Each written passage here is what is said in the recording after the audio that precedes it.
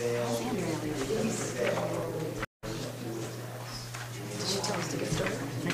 think so. I think that's what you just Good evening, everybody. Would you welcome to tonight's meeting? Would you join me in a salute to our flag? I pledge allegiance to the flag of the United States of America and to the republic for which it stands, one nation, under God, indivisible, with liberty and justice for all. Okay.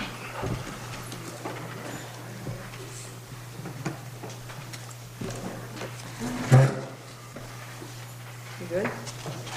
Okay. Everybody got the town board minutes?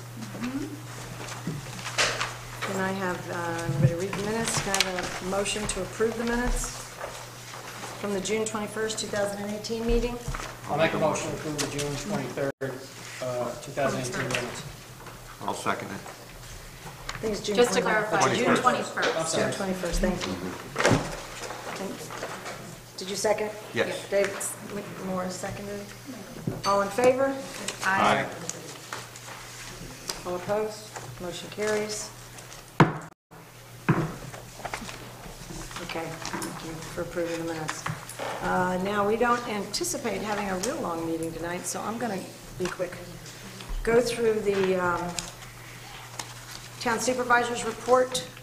First of all, I attended the opioid forum that was held that John Faso, our congressman, put on over at the Beekman Town Hall last week, and it was the presenters were fabulous. The CVS pharmacists were very technical and terrific.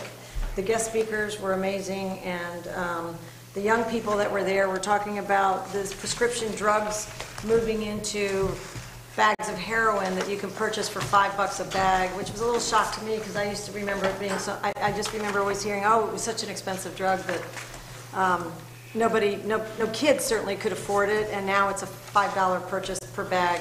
And this young woman stood up there and said, "You guys have to help us. This is the scourge of our generation." There wasn't a dry eye in the place, and it was an excellent presentation. I learned a lot.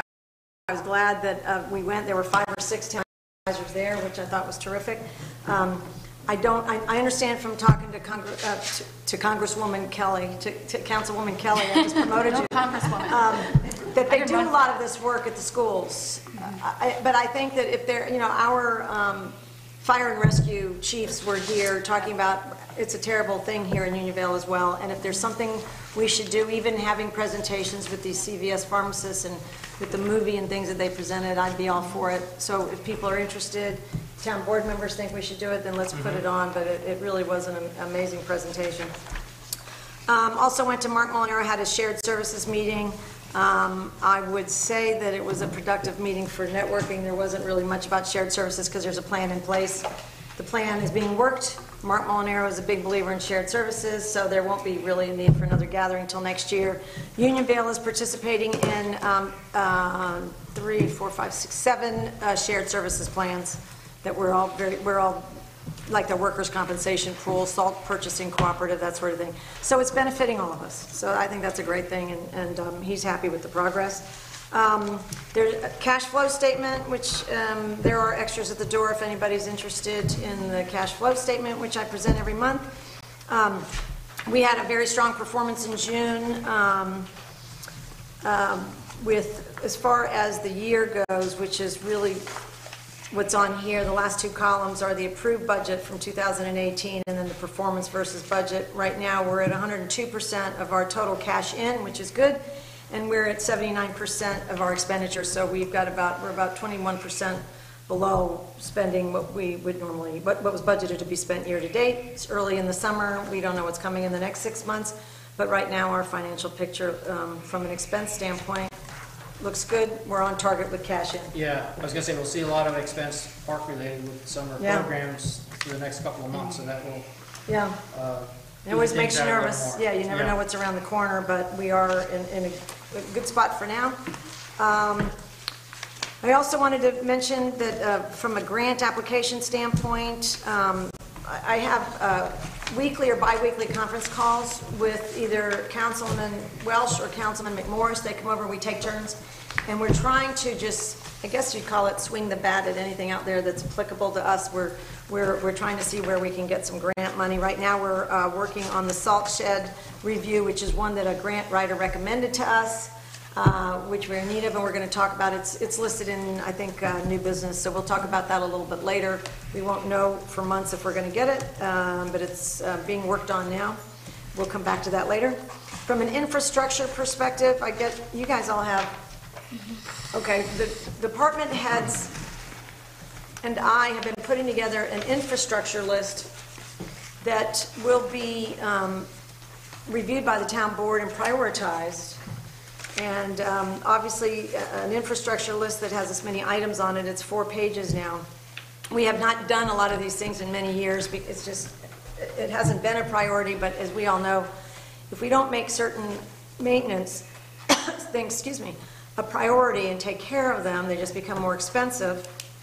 And we want to be on top of things. The first thing on the list is our kiddie pool at Timeware Park, which was not in the budget and did not get fixed this year. And they had some, I believe they've had some leaks in it before, and now... It's been a lot of years of trouble with that. Yeah. A lot of years. So now it's to the point where it can't be operated, and the whole thing's going to have to be dug up, and it's going to be more expensive, but, that's probably the best way to get the thing permanently fixed. There's about 47 items on here. We've only been able to price about 19 so far. The new roof on Timeware, which currently has the long barn at 8 Timeware Park, has a the 3 buckets underneath because there's 3 holes in that roof. And that one we looked at a couple of years ago, and it needed a new roof. We got an estimate for that of $147,000, so we do have one. So we have a ballpark of what it'll be. We got some estimates this week on the silos, which is great because you don't want to let those go beyond the point where they're too expensive. And the tile silo doesn't need that much work on the tiles, cleaning and such, but all 3 of those silos need roofs. Both the 2 larger ones need caps, and then the tile silo needs, the door hatch has to be repaired and reinstalled. All 3 are letting rain in. All 3, but it's $4,341 today versus, loose silos are becoming worse. So anyway, we had this terrific young man who drove all the way up here from Pennsylvania who's a barn specialist and a tile silo barn specialist. So he's somebody whose card we want to hang on to. Anyway, the point is we've got a lot of these things priced. We're going to talk about our IT expenses this year. We got the responses back, which we'll talk about in a minute, but that's on this list, the things we're going to have to purchase. So with about, I think I calculated 40% of the items on the list have estimates attached already, and the total cost of those 40% is $824,026.20.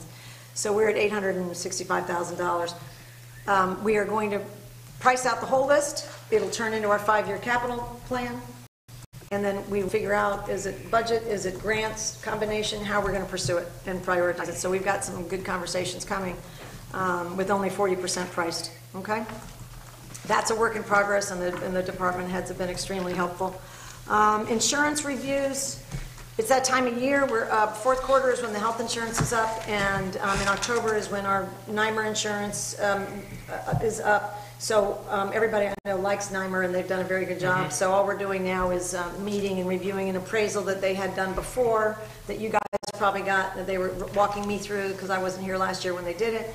And we're talking about, do the numbers need to change? And we're comparing prices on workers' comp, health insurance. We won't have the numbers for the fourth quarter for another month or so, but we're going to review everything, and then we'll have some numbers to look at and talk about.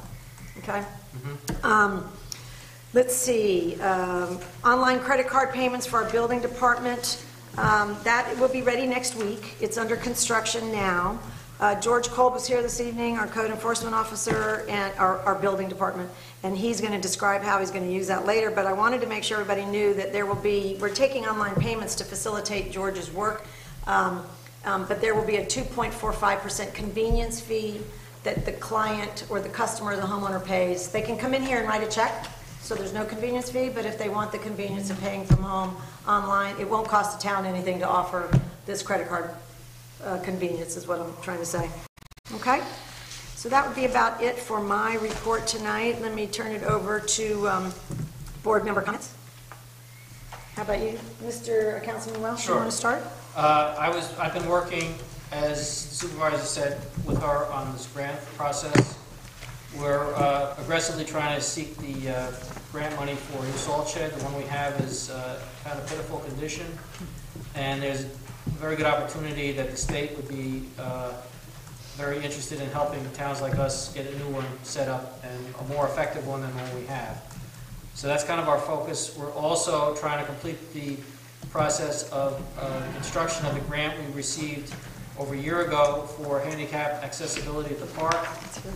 Construction on that will start very soon, and we're going to add more handicap parking and improve the parking lot in general down there. And as you heard with that long list of infrastructure needs, we're trying to get every bit of money through grants and other sources rather than hitting taxpayers for it. So we're looking for getting to do more with less and getting as much money from other levels of government as possible. The other thing I've been busy with is all the correspondence and the contract for the library. There's a lot of information that's been reviewed and gone over, and we'll be talking about that a little later tonight. Great, thank you. Councilman Frazier?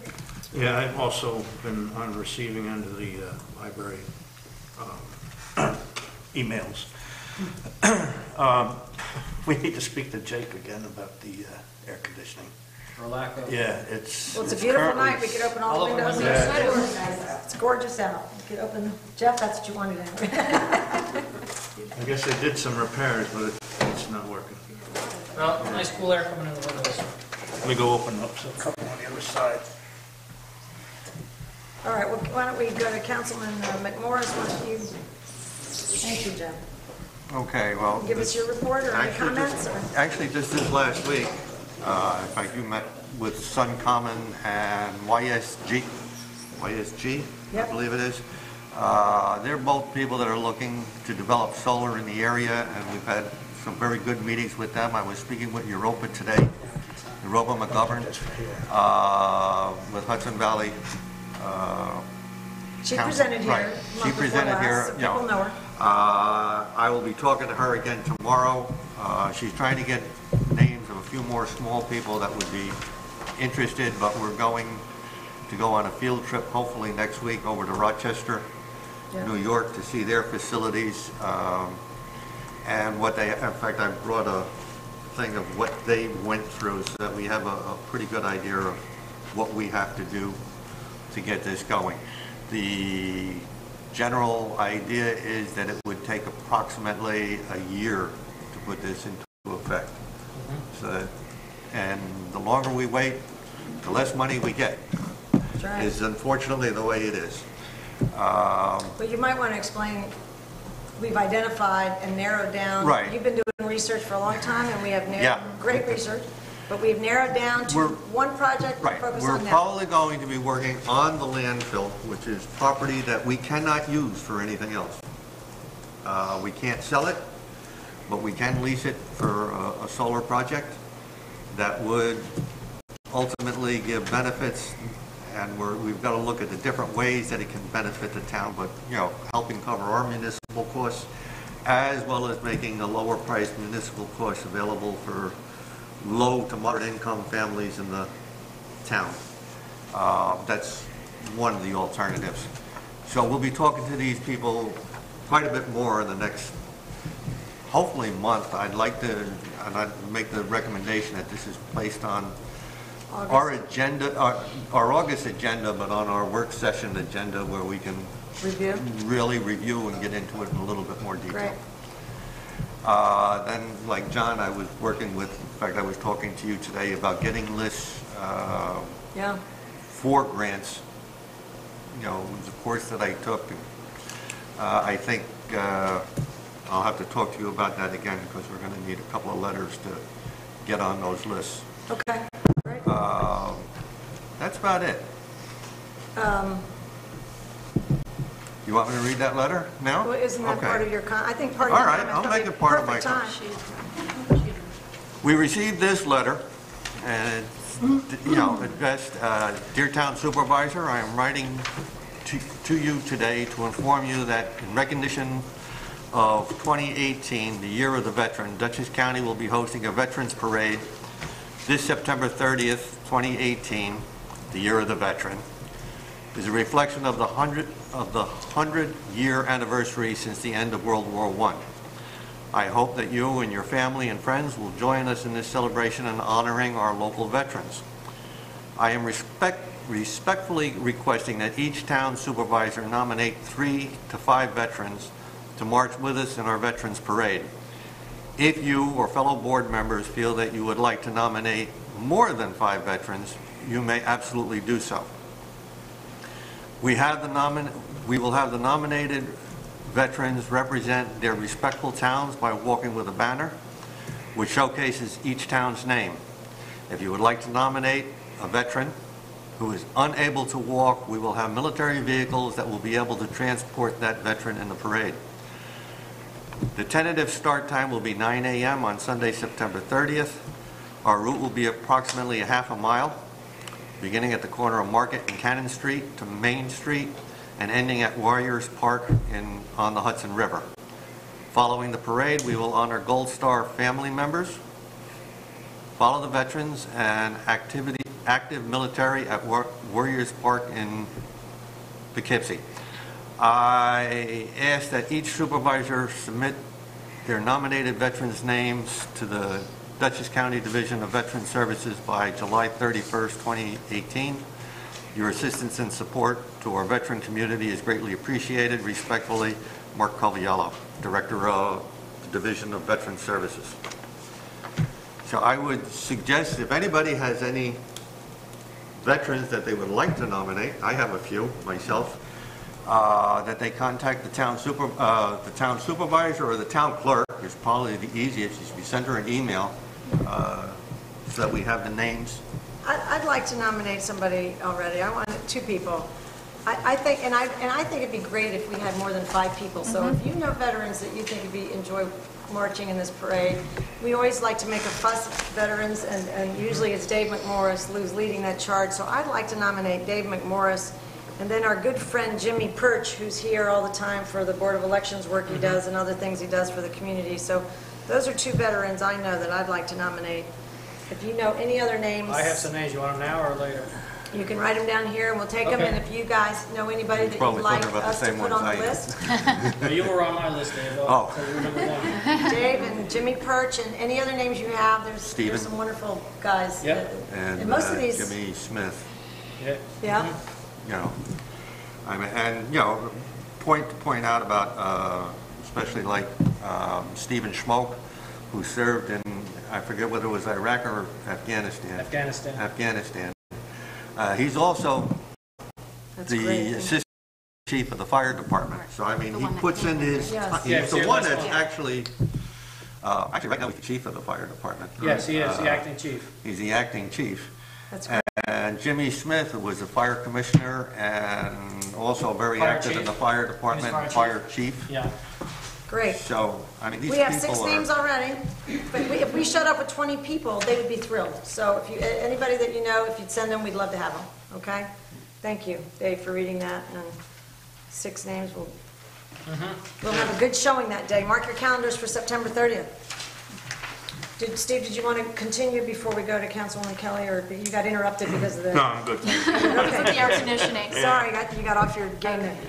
Councilwoman Kelly. Welcome to summer. So after our last official meeting, we then entered our heat wave of the summer. So now we're on to a beautiful night. So for myself, I'm just, trying to juggle having my kids, having my job, and being a town board member. So it's taking on a new light in my house. So I just want to thank all the residents. My email is consistently full with library comments, some of them personally written, some of them through however Mid-Hudson had set up the magic of an email being sent to all of us. But I really appreciate you taking your time, sending personalized comments, sending anything. I think I'm way above 50, and I know some people have come to me personally just to say it rather than write it. And I also want to thank, if you were here at our last meeting, part of our work sessions are about sort of recreating our employee handbook, updating things.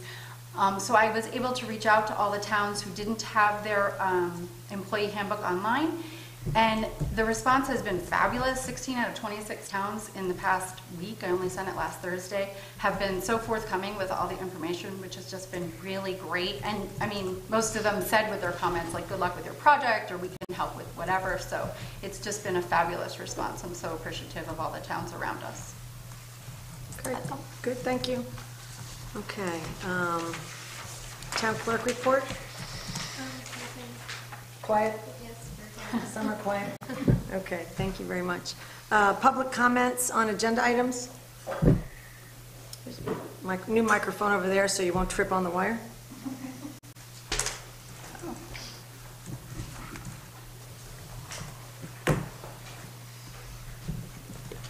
Ann McCabe, Darren Road. At the June 21 Unionville Town Board meeting, Supervisor Moss said that Mid-Hudson Library Association had sent a letter asking the town to respond to the 3-year contract proposed by the Library Association. Ms. Moss asked the board what they wanted to respond. Mr. Welsh suggested that he wanted to respond with a summary of the work of the steering committee of last year. Ms. Moss agreed. Ms. Kelly pointed out that the Library Association probably knew about this, having watched it on YouTube and attended some of the meetings, and that it was time to decide what to do. Further, Ms. Kelly pointed out that 75% of the 188 respondees had said that they were in favor of remaining with the Mid-Hudson Library. Ms. Moss said not everyone had returned the survey, but both Mr. Welsh and Ms. Kelly said that was a good return rate.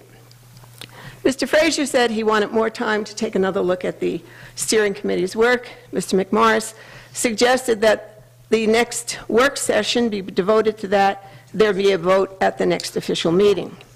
Then Mr. Frazier made a motion, which passed, that there should be a tabling of the question of what written response to send, and to have everyone on the board review the document and take it up at the next meeting. Ms. Moss responded with, quote, "We'll bring it up at the work session as well. Actually bring copies of what was delivered before," unquote. Mr. Frazier said, quote, "Right," unquote. At the work session of July 5, the library issue was never discussed. At 10 p.m., Ms. Kelly asked about having a discussion on it, and Ms. Moss was frankly shocked that anybody might expect to have a discussion. Having witnessed all of this, and also witnessed Supervisor Moss chastising the entire town board for not working hard enough, I suggest that possibly the town board could profit from some documentation in writing, that each and every meeting of the town board, with the exception of the executive sessions, have an agenda in writing, on paper, posted, and online.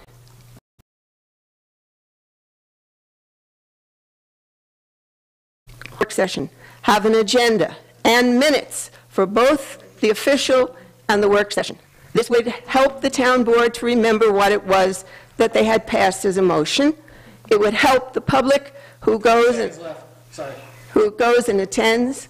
And my last phrase is, the value of documentation in writing can never be stressed enough, especially in the electronic age when we see what's happening online. Therefore, the value of a library in writing is essential. Thank you. Any other comments on agenda items? You state your name and your address.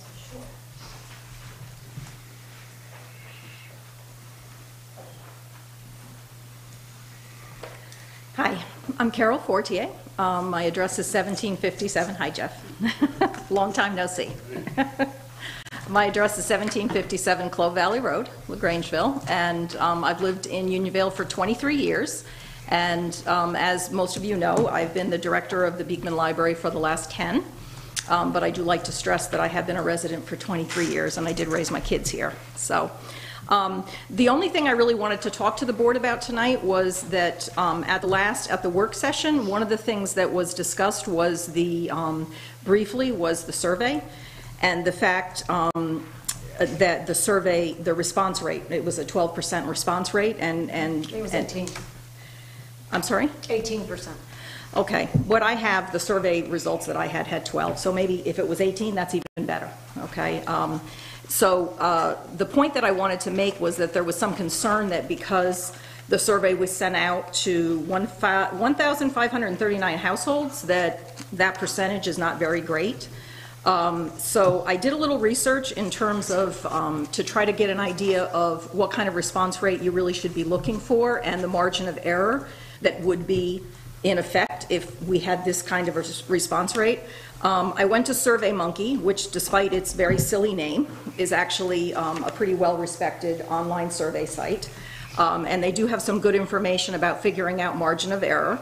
And so I just wanted to let the board know that based on 1,539 households receiving the survey, you can have a 90% confidence level that with that 187, or I guess maybe it's a little higher than 187 responses, that you have a margin of error of plus or minus 6% in the results. So when you're looking at those survey results, if you add plus or minus 6% to any of those numbers, you can be 90% confident that that number would be the number that you would get if all 1,539 households answered that survey.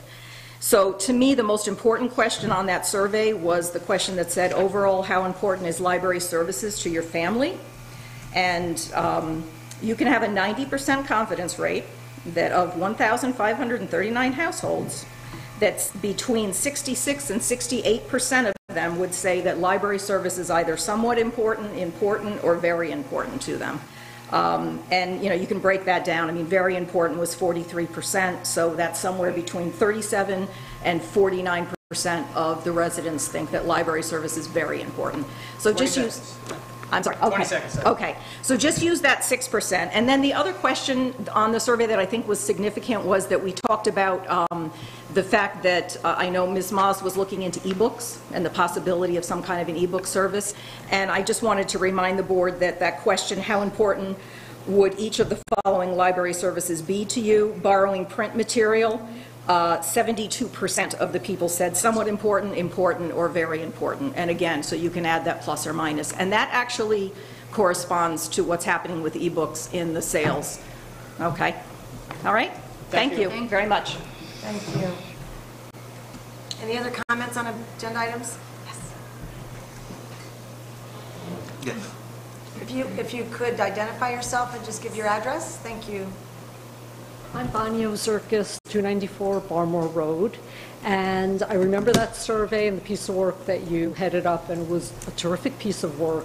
I was one of those people who said, I use the library a lot, want to make sure they get paid, so we have full services of the library, and I'm hoping that this council and future councils will always make sure that we have full use of the library going forward and never just limited to books, whatever.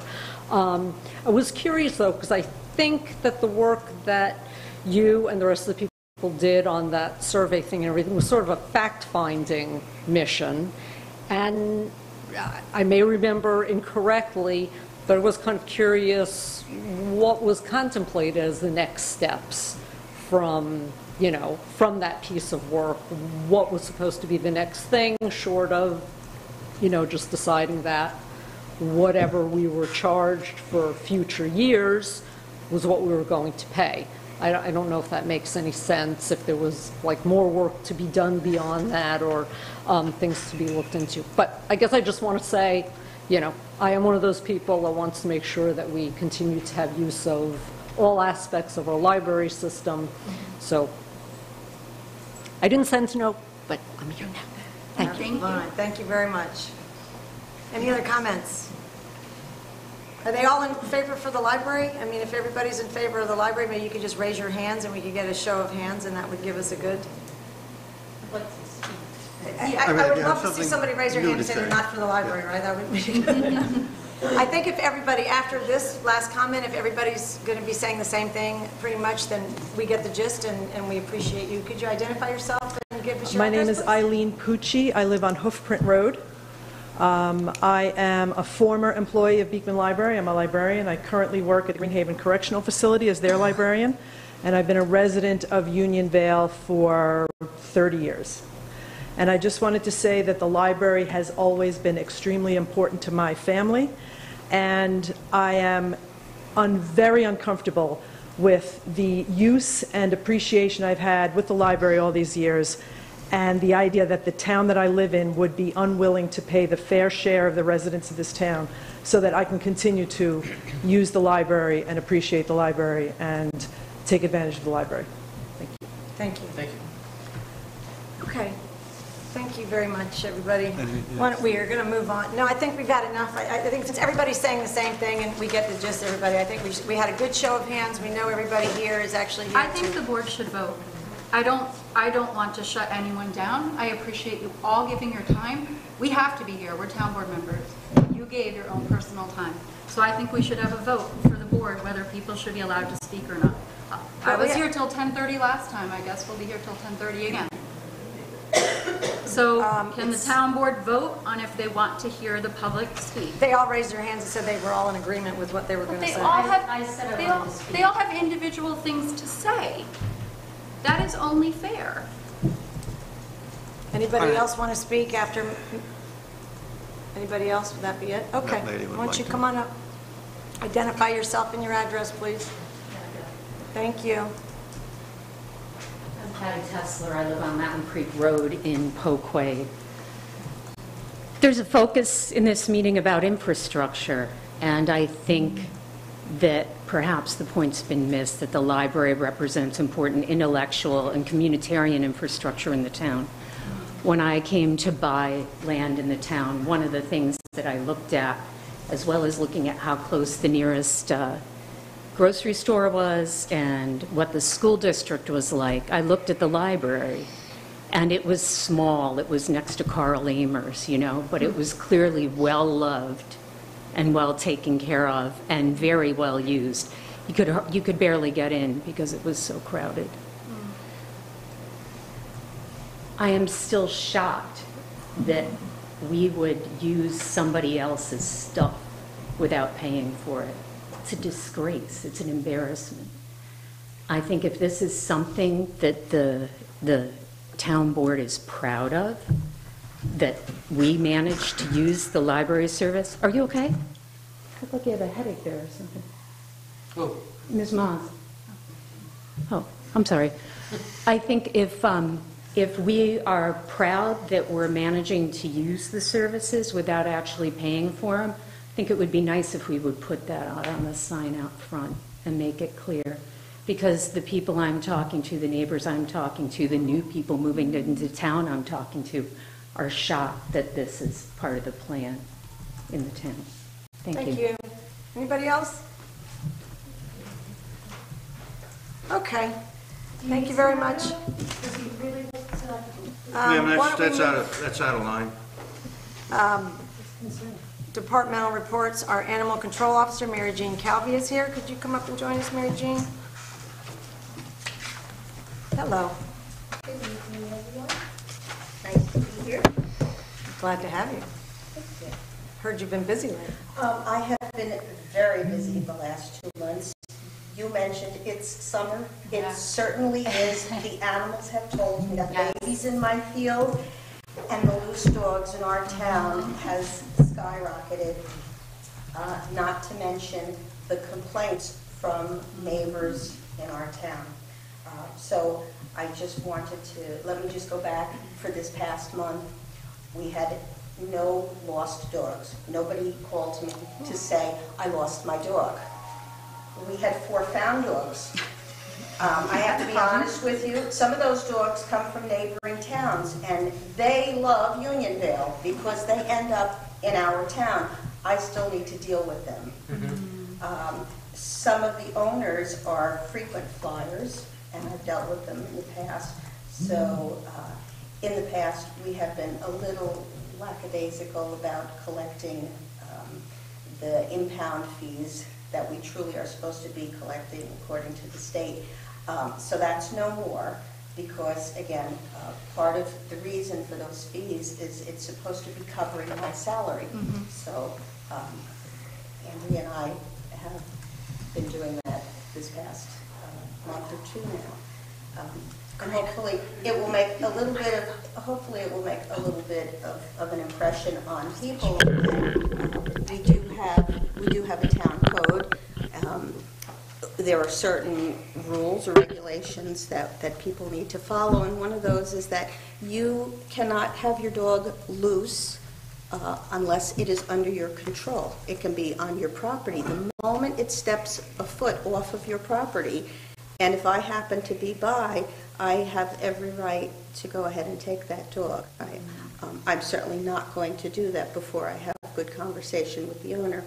But it's just important that owners realize that it is a rural town. It's a beautiful town. We're all dog friendly. Some dogs, however, are not people friendly. And there are residents who are concerned that when a dog, a very rambunctious, boisterous dog comes running up to them, they're not like me that says, "Oh, you're so cute." They're more like, "Oh my God, this dog is going to do something to me." So that's just one of the messages I try to bring to residents when these kind of events happen. I have gotten unbelievable amount of complaints the past 2 months. Again, it's summer. The dogs are out. The people are out. I have gotten so many complaints from neighbors who call up and they say, "You know what? My neighbor's dog," and then they name the complaint. "He's barking. He's on my property. He's whatever." Well, if he's on your property, again, you really are in violation of town code. So I need to say something to that neighbor. If he's barking, if he truly is tied up all day long and he's barking, he's a nuisance, I really do need to say something. It's not fair to the dog. It's not fair to the neighbor. I ask people to please be respectful of their neighbors. You know, I work in the business. I deal with animals 24 hours a day sometimes. I don't want to hear a barking dog all day myself. It's also not good for the dog. So I have been having a lot of conversation with a lot of people. We've gotten a lot of calls at Town Hall about that.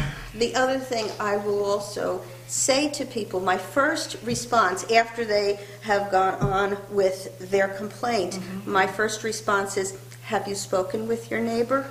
"Oh, no. Oh, no. Oh, you know, that's your job." Well, yeah, theoretically it is my job, but again, people would rather hear it first from their neighbor. "Hey, would you mind, you know, do you realize your dog barks a lot and maybe he needs to come in, or maybe he needs something, or maybe he shouldn't be tied up on a short line." You know, if I could get across to more folks that it's really best to have that first communication from the person who was upset by their neighbor's complaint.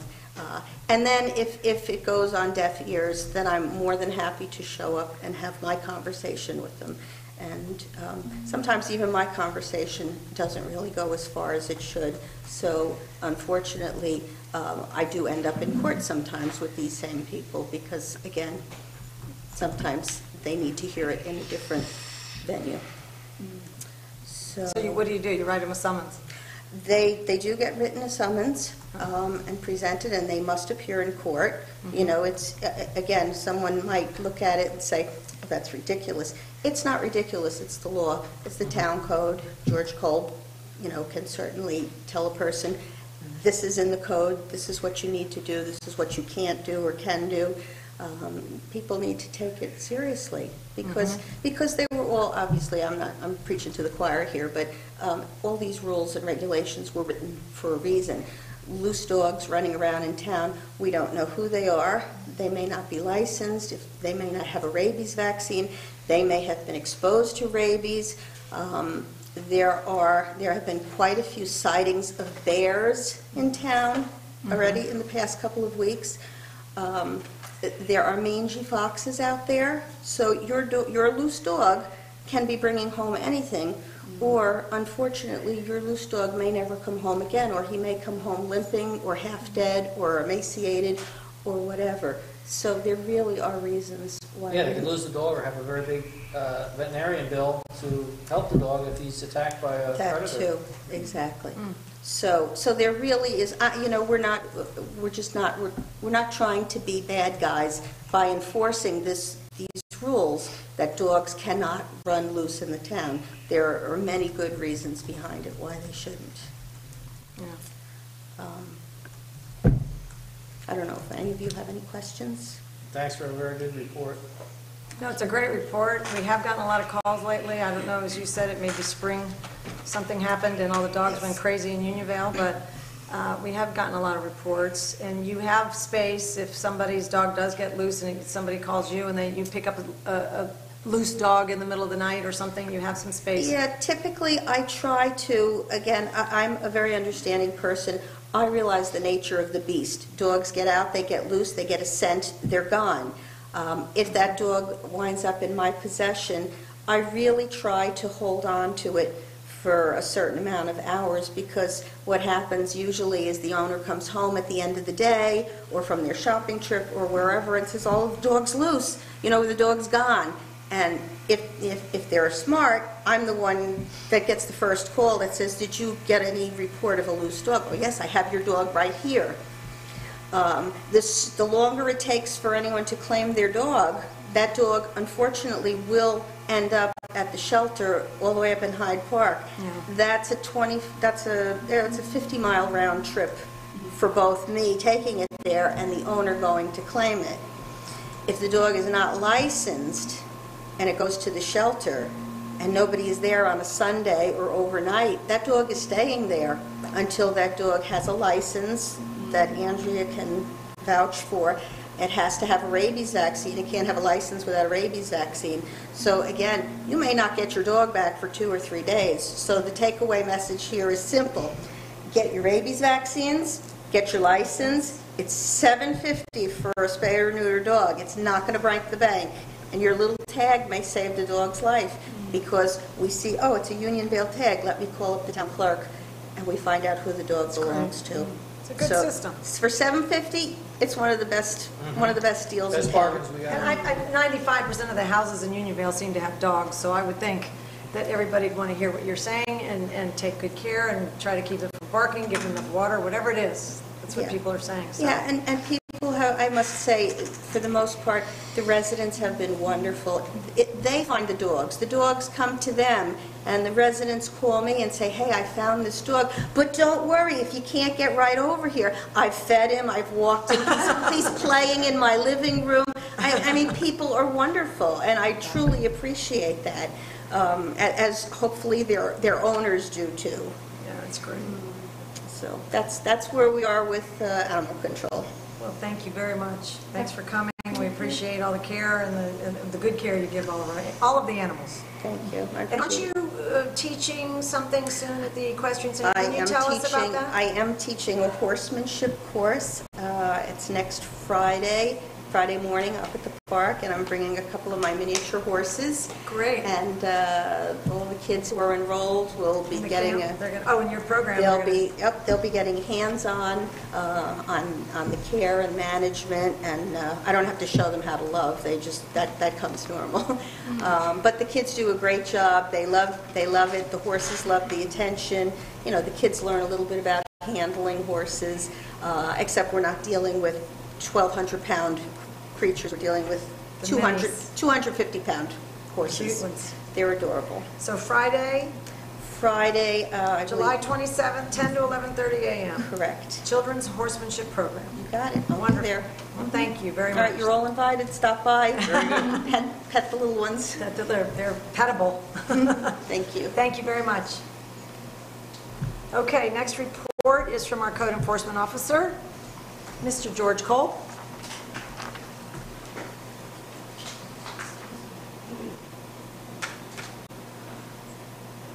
Good evening, everybody. How are you doing? Supervisor asked me to come in and talk about 3 topics. If you'd like me to add a 4th about chickens, I can do that, but I'm sure you don't want to hear about that right now. To start with, as Supervisor Moss had indicated, we have been working for several months on trying to get a credit card implementation for for payment for my office. I've been asking for this for probably the last two supervisors. It's a monumental task to do it, and it looks like we're very close to getting this done. As most of you know, I've tried to streamline my office as much as possible, putting applications, processing building permits through the website, which has worked very well. As you may be aware, most of your residents, contractors, they prefer to do this and not come into my office, and I don't, quite frankly, don't blame them. I did it for 20 years, and the last thing you want to do is come into a building office. So for the last 8 years I've been here, I've been trying to make it as pleasurable as possible to issue building permits. This is part of that process that we're doing. The payment process will be accessed through my link on the town website.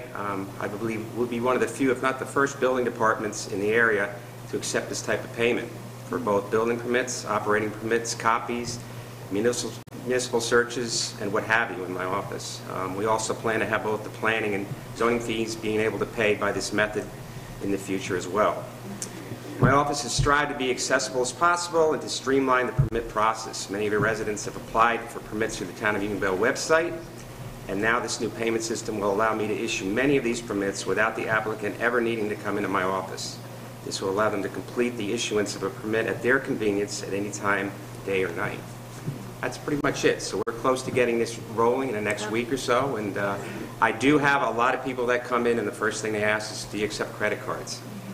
And like I said, we're going to be one of the first departments doing this because it is an issue with a municipality collecting that kind of payment. Coming in to pay it. And, you know, many of these fees are quite high, so a lot of these people just assume get the points on their credit card and pay it off. So I think it's a great thing. It's a great thing for your residents, and it's working to streamlining the process. So I think it's a great thing. And you're going to have a swiper at your desk. And I'll have a swiper just like Cole's at my desk. Wow. So we'll see how it goes. I'll keep in my reports, you know, you'll be notified of how well it's working, and hopefully it'll be a good thing for the town. Any questions on that?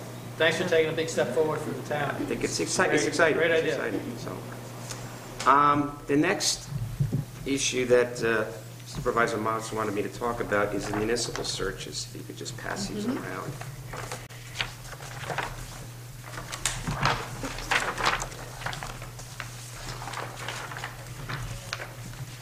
And this is basically an update on the progress. Many of you were on the board when you started this process about 18 months ago. It was... Excuse me?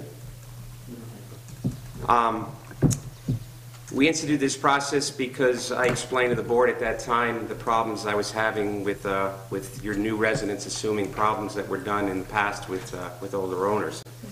To the board's credit, they instituted that new local law, and we initiated the process. This is just basically a concise of that. There was a little bit of a learning curve for 6 months between the title companies and the attorneys, the real estate brokers, and the homeowners. But I will tell you, after 6 months, the parties not only got used to the new system, but now that we have been performing these inspections and subsequent reporting for the last 18 months, almost all persons involved believe it is a much better system than most municipalities provide for this search. Most are very grateful that the town of Unionville has decided to provide this report service in this way. In addition, most of these reports are emailed within 24 to 48 hours of the inspection to precede the closing process. As you can see from the handouts, it's a very detailed report on the history of the parcel, as well as outlining the exact inventory of the home for the tax assessor and the history record for my department for the future. But more importantly, this was suggested by me to prevent a future owner from assuming a problem and/or building violation as a new resident of the town. Although some of these inspected issues can be complicated to correct, I take great effort with your residents to make the process of compliance painless as possible when required. So, any questions on that? I gave you a detailed report. This is really extensive, George. Yeah. This is... And again, you know, there was some pushback, but I will tell you that 99% of everybody, you know, the realtors, the title companies, the attorneys, they all love the process. Yeah, no big surprises at a closing now. So, yeah, it helps expedite everything. And, you know, it's The other good thing about it is the word is out. The residents come in now, and we correct, if there is any problems, correct the problem well before it becomes a problem, whether it's 6 months down the road or 2 years, whether they decide to sell their houses. And I think you guys have known my last 12 or 18 months of reports how many houses have been selling in the town of Unionville. A lot. Yeah. A lot. Yeah. I'm doing anywhere from 10 to 12 to 15 of these a month, which is an extraordinary amount for this town. They don't all have problems, many of them do, but the ultimate goal here is to make sure that your new resident doesn't assume a problem, and they know fully going forwards. They also, the title company, we request the title company to give a copy of this report to the new owners so they fully understand what they're buying, and if in fact they're going to do additional work, there's a note on there to call the building department to see if in fact they need any permits for any subsequent work they're doing. So I think it's working better than I ever thought. So if they were worried, for example, if they'd put on a porch or something and they hadn't, they built their own porch. I mean, a lot of pretty clever people around here do their own things. And they hadn't gotten a permit for it, or they weren't even aware they had to get a permit because they built it themselves. If they were thinking about selling their house, maybe a year before they sell their house, maybe they should contact you and just make sure it's all in good shape. Yeah, what most realtors are doing are telling their client to come in ahead of time, because I don't know what they have in their house. They Right. come in, they know what they have. I go through them with their file. They usually make an appointment with my office, which you can do via email.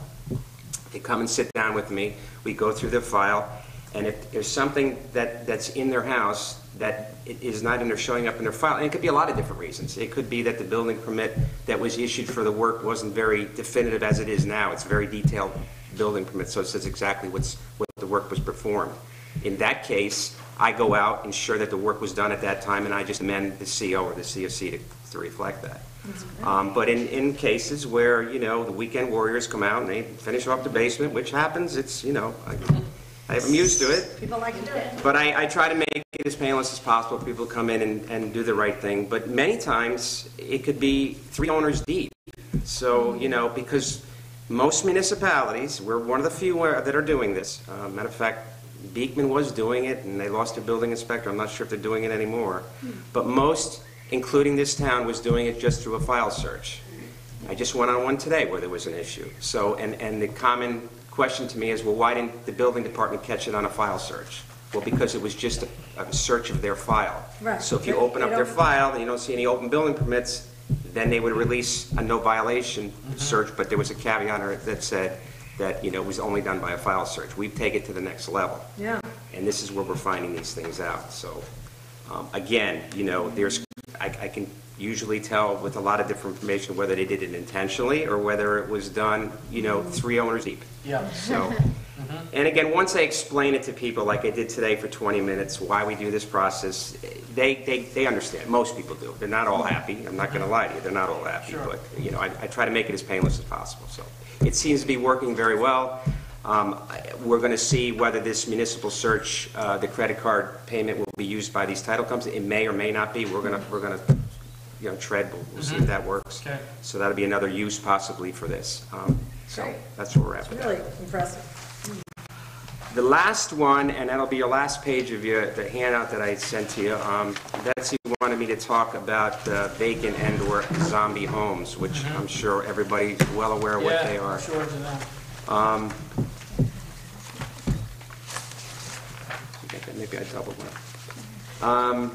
Supervisor Moss wanted me to touch on this ongoing subject, conserving vacant homes that are not kept up to the minimum standards for the New York State Property Maintenance Code, which I govern. This is part of the New York State Building Code. It's a separate section, and it basically governs vacant, dilapidated properties that aren't kept to a minimum standard.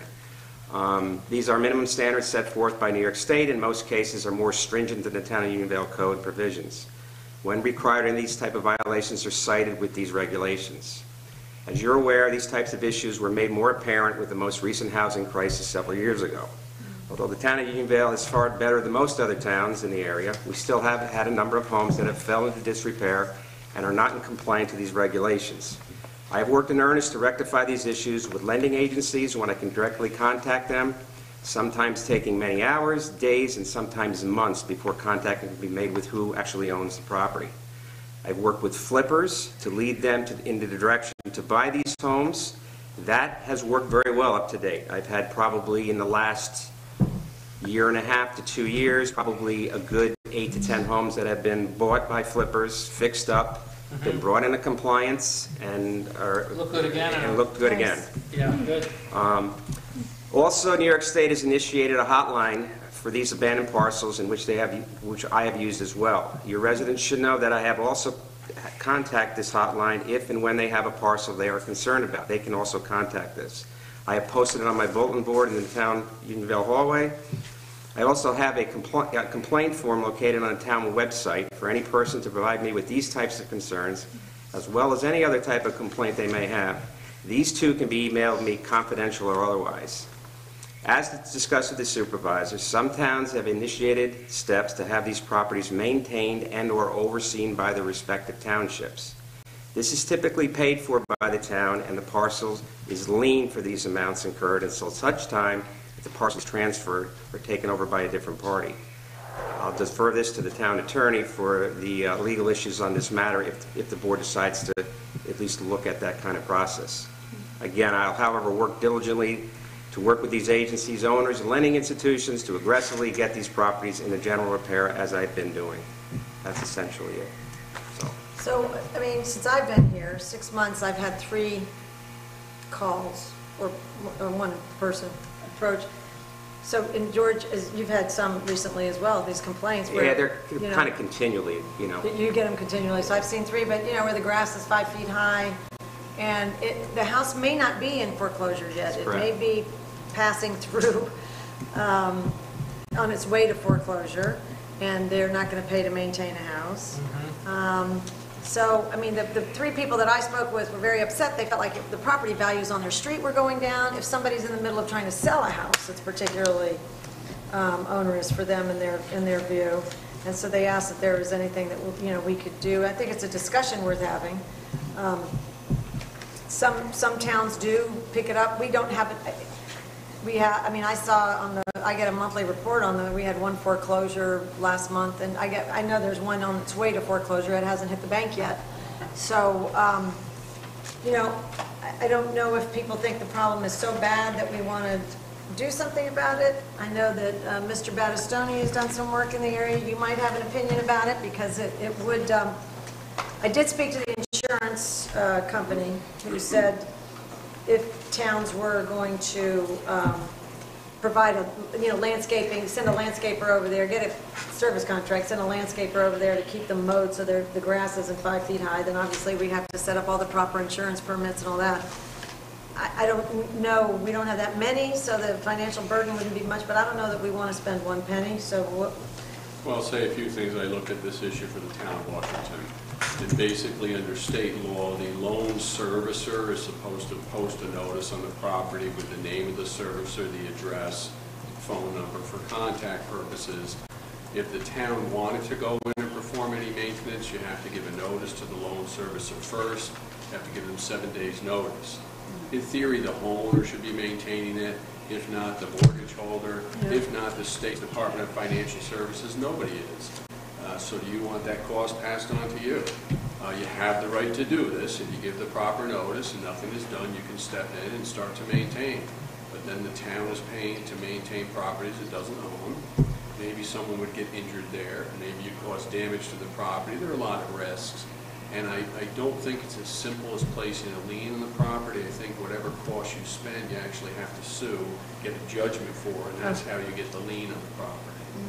So you may find there's no money in your town budget for maintaining properties like this. This may be something you want to address at budget time as to whether you should allocate any funds. We have a very... Right. Well, it's also something that all the neighbors could get together and maybe split and do once a month. Just so you know the process, typically a complaint is brought to my office for one of these properties. I will go out within 48 hours, I'm at the house. Usually if the grass is this high, or the windows are broken or whatever. I did 2 this week. The problem is, when the service notice is on a window, I can get to these people. That's easy. I don't want to say it's easy. That's a lot easier. But these 2 particular properties, I go around the whole house. There's nothing plastered anywhere. So now I'm stuck with trying to go to either the hotline, or some other method to find out where it's at. And the problem is, if the house hasn't been taken over in foreclosure, as you well know, it's in limbo because these owners aren't going to do anything. They could be 20 states away. I can't serve them. And the property just lies there. So then, you know, it's tough to, you know, because I don't have an answer for your residents. You know, it's tough to say that. In these two cases, that's where I'm at right now. I'm doing as much research as I can to try to get who actually owns or is supposed to be maintaining the property. And it's a lengthy project. Like I said, I probably spent an hour and a half on one property on Tuesday, just trying to locate. So it's difficult. Every building department is faced with this. Again, I know you don't want to hear that, but you know, I came from another town where there was literally, Steve to be attest to this, there's hundreds of them. We're down, if I had to guess, we're probably down to a half a dozen here, which is pretty good for this town. And again, a lot of them over the past year and a half have been taken care of by flippers. They were able to get into the system, negotiate a settlement with the bank, however that works, and you know, and restore the property. I've got 3 being worked on right now, and they're doing a fabulous job. Matter of fact, I went to one neighbor to inspect the pool, and they wanted to know what's going on in the house next door. They were delighted that it was getting fixed up. Yeah. But, you know, that's the exception, not the rule. So now I'm stuck with these properties trying to get it maintained. You know, and again, your residents, they don't want to hear we can't do anything. I'm trying. I am trying. No, Believe me. we know Along with you're all the other trying, things I'm doing, I'm trying to get these properties. But Yeah, I don't, from a taxpayer's perspective, I don't know if the taxpayer would want us to spend their money maintaining. very few somebody's towns have grass. gone to that system because they don't want to Yeah, spend it. and I think at least the property value is now finally going up again. Houses in that situation will be fewer and fewer. Yeah, we do have few. Maybe, I think maybe the neighbors on the street, if somebody's selling it, they might be interested in doing that, or the neighbors on the street might share the cost and then get reimbursed by a bank by request. I don't know if that's even possible. If you can find those banks, I gosh. don't think that's happening too often. Yeah. I think I did have one owner that was trying to sell their house that actually went next door and cut the grass because they wanted to sell their house. Can't It was very look bad. commendable. Yeah, and that's probably. Whether they had the right to do it or not, but I don't blame them. But you know, Don't that's blame again, them. that's a rarity. But you know, this is what I'm dealing with, and Well- the supervisor wanted me to bring it to everybody's attention. It's a good thing that we know about it. I don't think that we're going to take any action on it unless we have a major problem or we feel like we have to, but if you would keep us posted, that'd be great. I mean, one of the good points here is that you do have a lot of houses, and they are selling. So you know, there's a reason for hopefully the bank. But believe it or not, I've had I've had 3 foreclosures in the last 3 or 4 months. The bank has actually fixed up the house, and they're retaining ownership and renting the house out, which I thought was very unusual. Yeah. But maybe there's a reason they're doing it, but I've never heard of it before, and the last 3 have done it, you know. Yeah. But they fixed up the houses, they've gotten... But they realize it's a good investment. Yeah. And some then of these as banks we are go so along, when slow. that happens, when I can find the bank, there's a lot of times when work was done in the house without a building permit, and then I take care of it at that point, so that's helpful as well, when I can get a hold of the bank. When you get a hold, I mean, that is a problem. We've got some that, remember that one I told you about, there's a tree sitting in the roof. Yeah. A big tree And limb there's from no the last service, storm. there's no service posted on the door, There's no service posted on the door. and they're not even paying the taxes. And the bank has not paid that house's taxes, and that's a problem within that bank. They just don't know what they're doing, and they're not processing fast enough. And if we could get through to them, then we. But again, I just emphasize to the residents, to the board, that if there is a problem property, there's a complaint form on the webpage, on my side of the webpage. Fill it out, send it to me. You don't have to put your name on it. I prefer your name on it so I can get back to you and let you know the status, but send it in email, at 10 o'clock at night when you're to bed, and I'll see what I can do. But we are working on it as best we can. And you're tracking them a little bit, so if we start getting a bigger number, if you get more complaints, will you you'll let us know? Well, bringing the number down, which is a good thing. That's great. Maybe I should put that in the report. Yeah, that's great. Any other questions? No, great job, George. Thank Okay. you very much for being here. Good night, everybody. Good night. Okay. Recreation, let me go right to recreation. Jessica sent an email. She's away on the field trip that they had today, which was outstanding, and everybody got home safe. She wanted me to mention a few things on behalf of our recreation department. Session 3 for summer camp is starting next week. Traditional camp is sold out. Thank goodness there's time, more days. She would remind people that that's that week after the camp is over, from August 20 to 24th and the 27th to 31st. Working people would like their kids to continue coming, so sign up online for that. That's 8 a.m. to 6 p.m. for people that need those hours.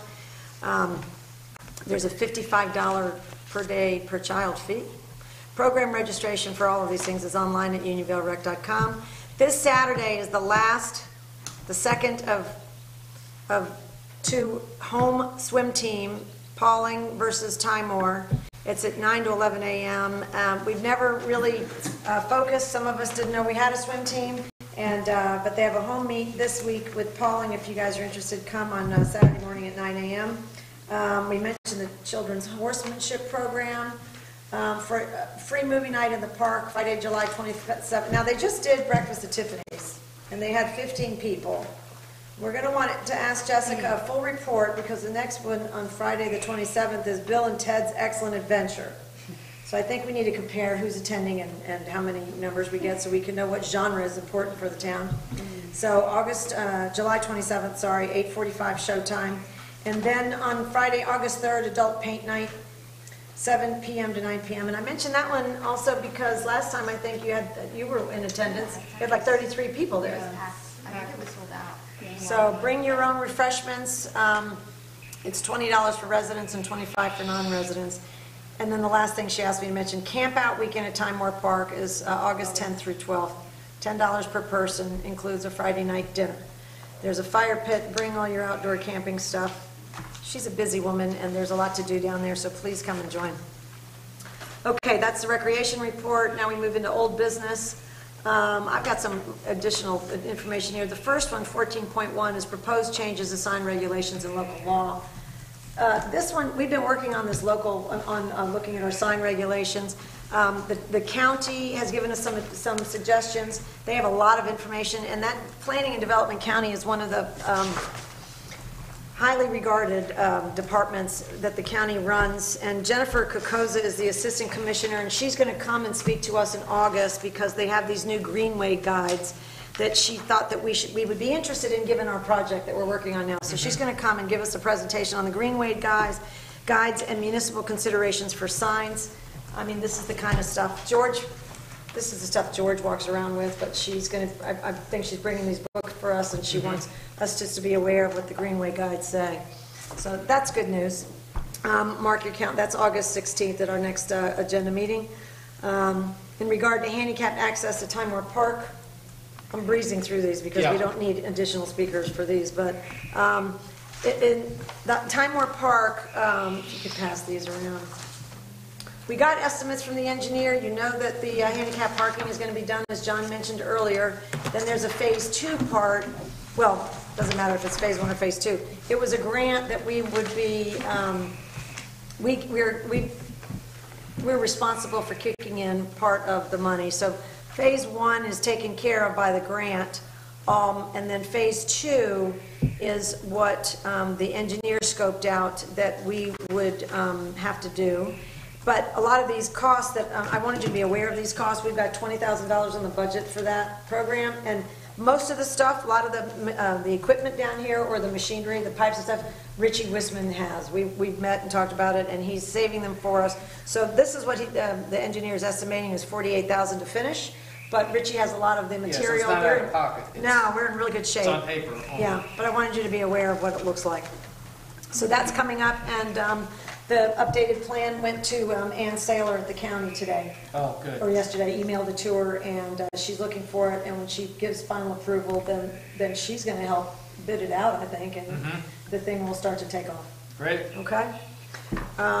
Next up is responses to requests for the IT services. Everybody's gotten their package of IT responses from the various companies. If you could take a look at them and read them, and then we can talk about them separately. It's a professional service, so we can discuss it and hear your thoughts. Okay? I read them all. You're all done. Okay.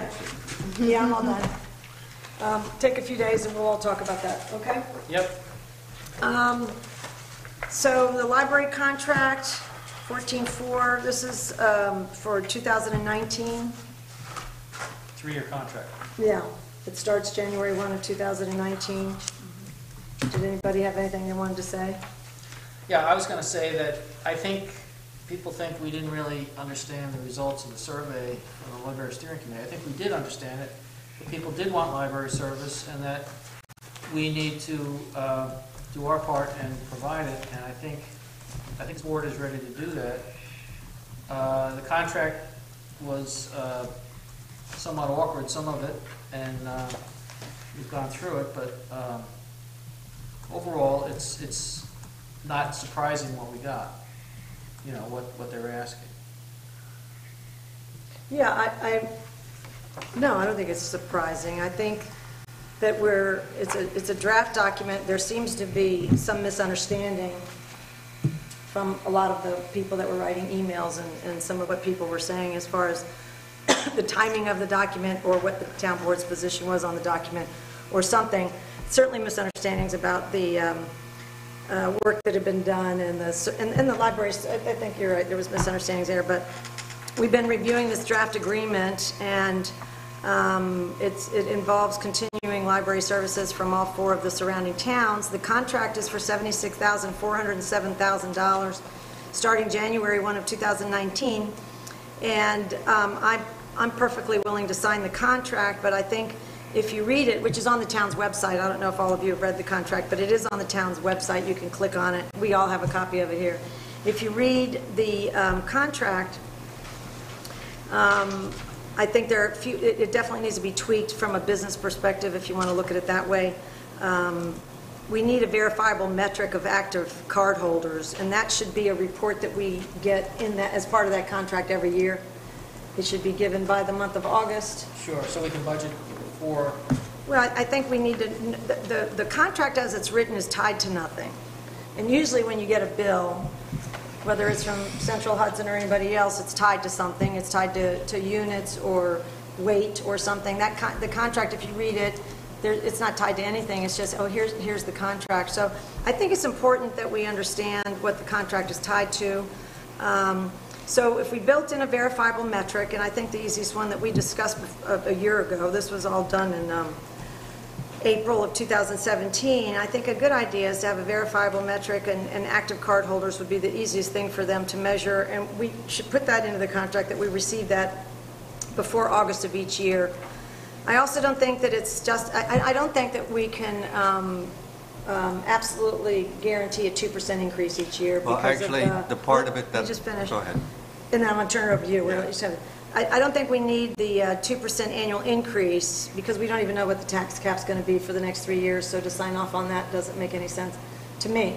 So I think $76,407, fine. I'm perfectly willing to sign it. This is for January of 2019.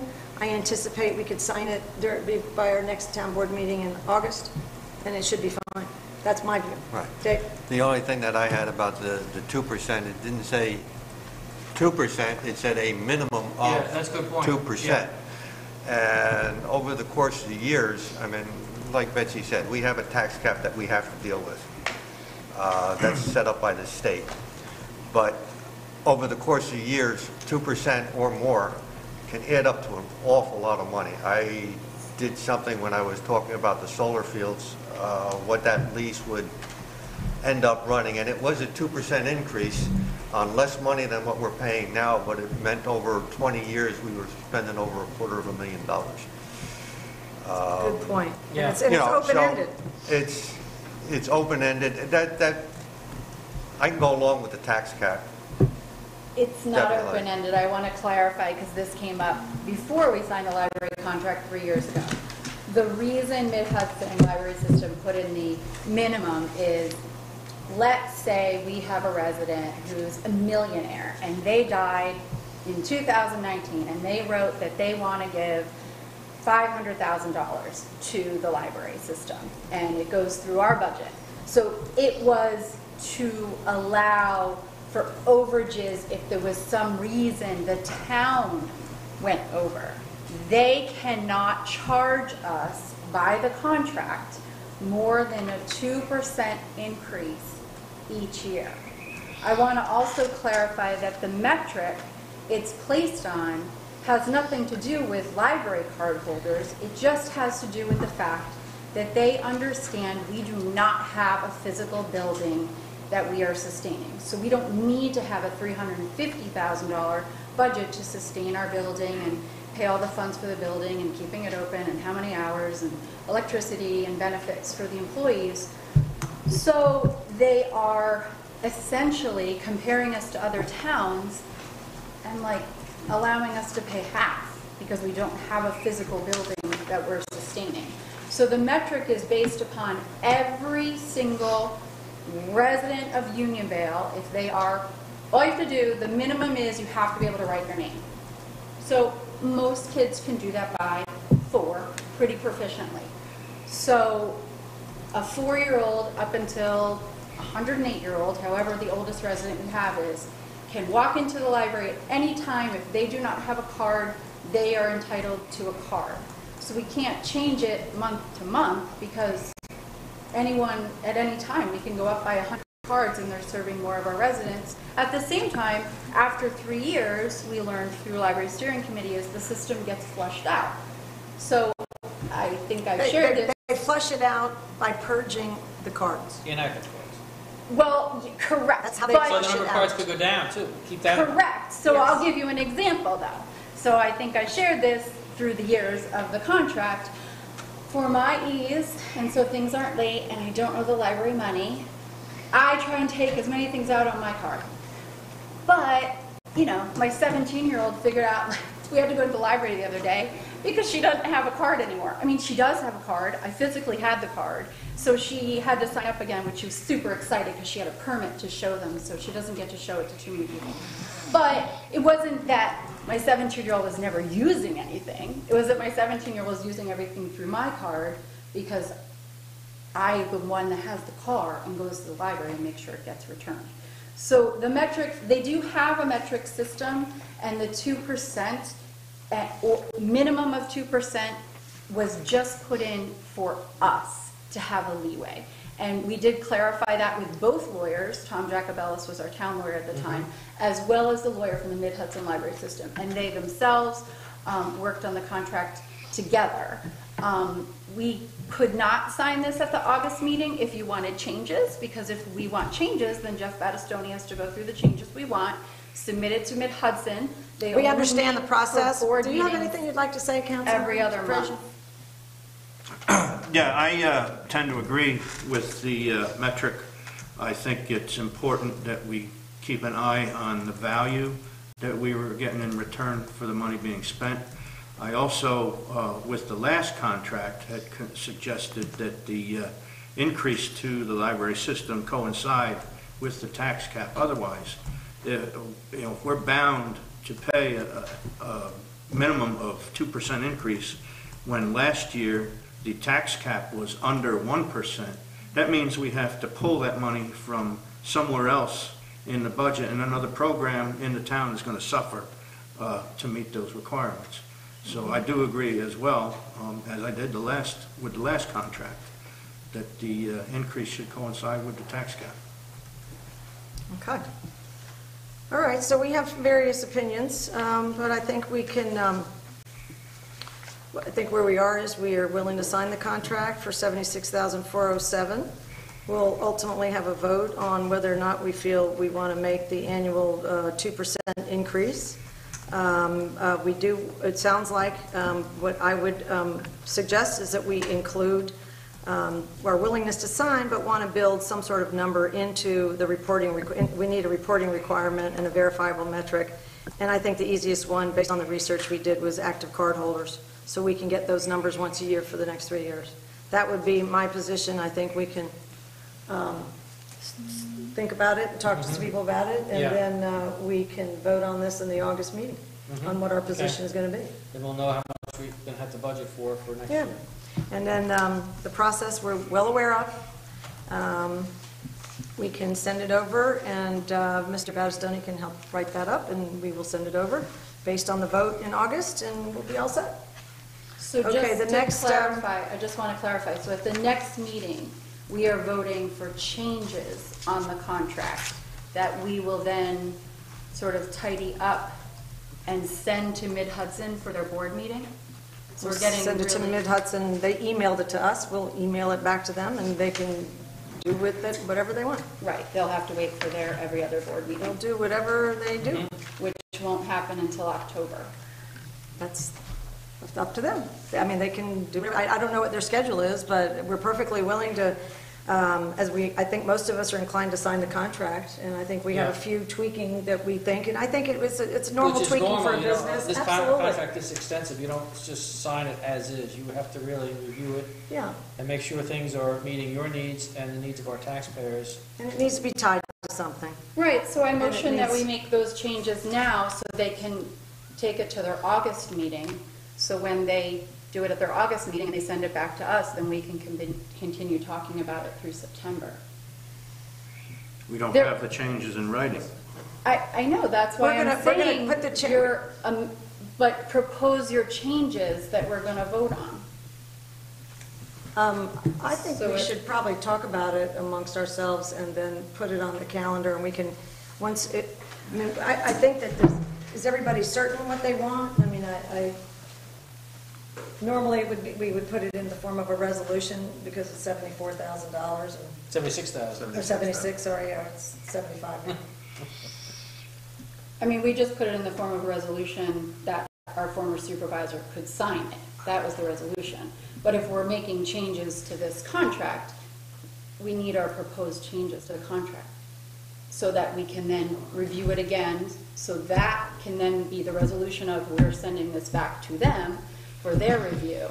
But if we wait until a month from now, which we received this on May 14th, I'm not really sure why we're at July and we still don't know what we want. I know I've read it 3 times. I mean, if you want to make changes, it seems like you want to make changes to the 2%, or you want to just offer a 1-year contract because you're not, because we don't know what the tax cap will be if you want to tie it to that. So we could just tell them I mean, that we only want to My sign for perspective is 2019. we sign it at 76,407. We don't have an increase at all. We include a verifiable metric of active cardholders that has to be, that they should run for us before August of each year. And for the next 3 years, they just give us a report once a year, and we pay them 76,407. I think it's a... For 3 years, yeah. For 3 years, and it's a It's a good win-win. deal for them, for lots of reasons that we could go into, but I think it's a nice deal for them. 76,407, tie it to a metric, we can sign the contract and not give them an increase. I don't think the increase is necessary because we don't know, and we've also got some very big budget pressures of our own. And, you know, we have gotten a lot of emails. We've also gotten emails on the other side of that argument. And I think that there is a lot of misinformation flowing around. And I think some people would prefer us not to sign the contract and let it be voted on, because the majority of the people in the town don't have cards, and they feel very strongly about it. I'm not sure that that's the best thing to do right now. If we can't agree, there are other people that would prefer us not sign it and move it into a different time zone, which is November. I think we should feel, I feel comfortable signing it as it is, but I think, as with any bill, it needs to be tied with something. I think that that's very reasonable, and I also think that we don't need an annual increase. I don't think it's going to be harder on us because of our budgetary requirements and the pressures we have, and we could sign it. I mean, I'd be willing to do that tonight. All right, I'm willing to go along. Number one, I got 5 grandchildren that use the libraries. First to admit it. And they like the libraries. I've got 2 daughter-in-laws that are teachers. They support the libraries. And I know there are people here that work in the libraries and volunteer time at the libraries. I can go along with an increase, but I'd like to tie it to the tax cap. Because if we have to work within the budget, and we have to work within figures that, you know, the state is saying that we have to deal with. Right. I think the library system should have to do that as well, because you can't Right. just hold people, We're all part of the same state. Yeah. you know, hostage. But I think we should support the library, definitely. But I don't know about the metric of the number of card holders. But I really think that instead of saying a minimum of 2%, you know, that we should tie it to the tax cap. Okay. That's my feeling. Okay, thank you, Dave. I agree that we need to know how many card holders, because there are people that are very strongly opposed to us paying this kind of money to the library system. Yep. And from what I found out in the last year or two, the number of cardholders has gone down, not up. So it's important, I think, for us to know how many cardholders there are. And I really don't like committing money more than 1 year. So I'm against signing a 3-year contract that has built-in increases. But you would sign it without increases? Without increases, Okay. and with a annual report on number of cardholders. Okay. Can I ask what the verifiable metric would show? Like if we got that August of every year, what would that then? So as a nurse, we diagnose something because it changes treatment. So with that diagnosis of how many cardholders, how would that change treatment of the contract?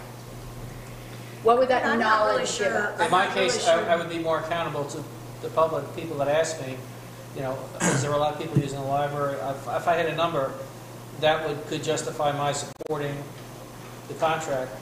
Okay. Or it could, you know, at least answer their questions. Okay. So, you know, So we're we could paying this run a money, survey, I think yeah. I want to know more about what's going on. I mean, We really have no control over the library system. We don't other have than any control. People want to go there, we want them to go there, we want to support. We're all their library efforts. people from that perspective. We're But, all pro-library. We should be getting some information back as well. But the other thing is, Karina, I don't know, we're trying very hard to get this done, and if you want to go back, in 2015, the original request of $72,811 was based on the number of Unionville residents registered at one of the 4 neighboring libraries. That's where that $72,000 got started. And that was based on 3-year average of all 4 libraries and a measure of operating fund. That's too technical. But anyway, what they did was the library directors came back and said, if you would pay based on active cardholders, we would be happy to receive those funds from you. Those were the 4 directors. And that number was a little over 72,000. When the ultimate contract got signed a few years later, it was based on, it was 72,800, whatever it was, and it's gone up every 2% since then. But no metric, no information. We haven't had a report from them since January of 2017 when they stopped reporting. So it's a very justifiable thing to want numbers to back up anything that you're paying. We're trying very hard. We're agreeing that $76,407, we're willing to sign that. We think a verifiable metric of active cardholders is a no-brainer. It's just every bill that you pay is tied to something. The initial amount was tied to that. The request way back then was tied to that. It's a smart thing to ask for. It can't be just pay it because we say so. It's got to be tied to something, and it And makes that was sense. consistent with the Library Steering Committee's finding. And it was as well. consistent with what the Library Steering Committee recommended. And it's more than the money that if you did the calculation in January of 2017 and in April of 2017, this is a higher sum than that dollar amount would have netted. We're still willing to go ahead and sign it. So we are saying $76,407. Give us an annual report by August every year. It's not hard for them to do, of active cardholders. And at this point, I would say I think $76,407 is a solid dollar amount, given what we know the last number of active cardholders was. If you just took it by the active cardholders, that's $45 per person. So, I mean, that's quite, depending on how you look at this, that's why the library issue is complicated. If it's the people that are owning cards, and not owning cards, but are using their library cards, we're paying $45 per head. If you divide it by the entire population, which some people think we should, some people don't think we don't, that's between $15 and $16, which the MLS has told people. So we're trying hard to get this passed at this dollar amount, and I think with an active metric and with just a flat rate for the next few years, we can swing it. Our budget can swing it, we're willing to do it, and we're all backing the library. Libraries. And Not people will one. get the We have service to- they The want. entire system. Well, but only 4 are getting paid, the entire, I mean, we're backing the 4 that are getting paid, 2 of which we are a hardship for, which is Beekman and Millbrook. The other 2 were less than 5%, we're not even a hardship, but we're willing to continue with this. But there are details that some people do understand, or their gut instinct tells them that they don't agree with, and they've written also, Some of the letters are quite lengthy, like Mrs. Tesler's letter, which is why I thought you had said it all in writing and that you might not want to speak. Some of them are lengthy. We understand the way people feel and there's different positions. We're trying to get it done. Do you have any thoughts on it? No, I pretty much said where I am on this. And in light of what John said about the decrease in membership cards, then I would agree that at this point, an increase doesn't really make sense. If that was a sufficient amount with the number of users that we had last year and fewer this year, then I would think that it'd be a sufficient amount again. Yeah, it's in the numbers. Can you forward Okay, those do you negative want to- emails? You said you had emails that were in opposition of the library. I haven't received a single one. So can you forward those to me? I'm not sure why. Do you want to get this done tonight, Karina, or do you want to prolong the discussion? I think we're getting closer. But I'm a town board member. It was written to me. Okay, but you also forwarded ones that were directly written to you in the past 2 days. Do you want to try to get this done? I'm happy. I was going to actually attach it to the. If there is a negative email, can you read it out loud then, please? Sure. So we can Yeah, all I'd be hear happy it. to. Yeah, that's a good idea. We should do that. Good afternoon, Supervisor Moss. My name is Kathy.